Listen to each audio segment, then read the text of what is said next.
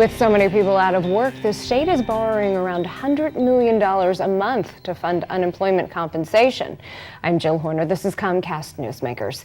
With me this hour is Pennsylvania State Representative Seth Grove. Thanks for being with us. Thanks for being here. When we talk, Representative Grove, about the idea of unemployment, it's there as a way for people to bridge a gap while they're unemployed. But you say that there is abuse and fraud within the system, and that's the reason that the state is borrowing so much money. What types of abuse and fraud?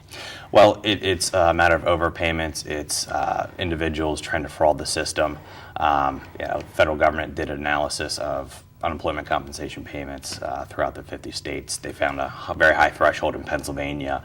Our Department of Labor and Industry kind of feuded their facts a little bit, but regardless, they both agree that we have a very high number of fraudulent payments going out to individuals in our unemployment compensation. We're borrowing $100 million a month.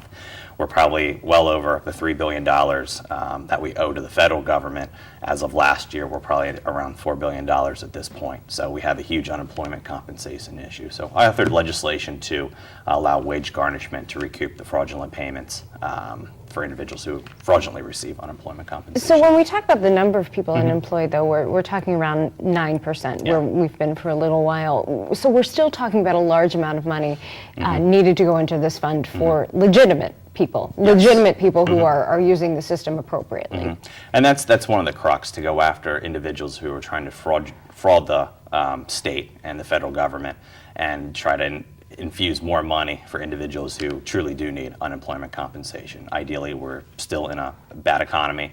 We still need to ensure that safety net's available for individuals to still afford their lifestyle and homes and so forth. What does this loan from the federal government mean for the overall finances of the state, both now and long term? Yeah, at some point we need to pay it back. So at some point we need to reconfigure. Personally, I think we need to refigure the tax structure of Pennsylvania to make it more business-friendly state, so we create more jobs. Because if we still have, no matter what we do with unemployment compensation, if we still have more money going out that's coming in, we're still going to be in a hole. We're still going to continue to borrow. So from the top down, we need to promote business, create jobs here in the Commonwealth to get people off unemployment so we have money coming into the system. So let's talk about how your legislation would actually work. You're a member of the House Labor and Industry Committee. Will it go through that committee? Yes. Okay, so when you talk about willful fraud and overpayment of unemployment compensation, how do you determine who is committing fraud, who is getting overpaid? Well, on normal circumstances, an individual would apply for unemployment because they lost their job.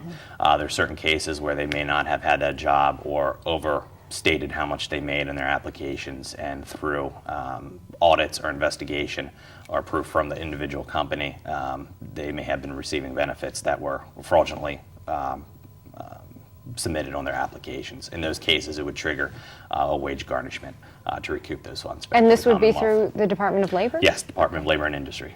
So when we talk about that department, do they have the personnel, the means, the ability to actually do these investigations and then follow through on the wage They already do garnishment? the investigation, so that's already happening. It's just a matter of taking it to the next step and submitting the paperwork to do the wage garnishment over the Department of Revenue.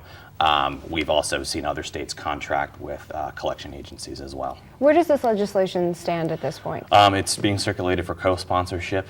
We'll probably be submitting it for a formal bill and getting into committee hopefully by the end of the month.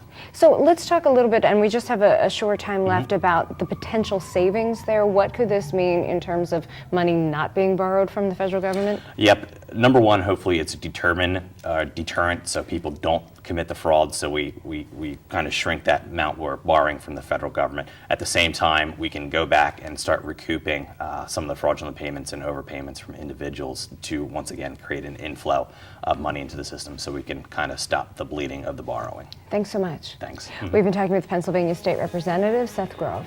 I'm Jill Horner for Comcast Newsmakers.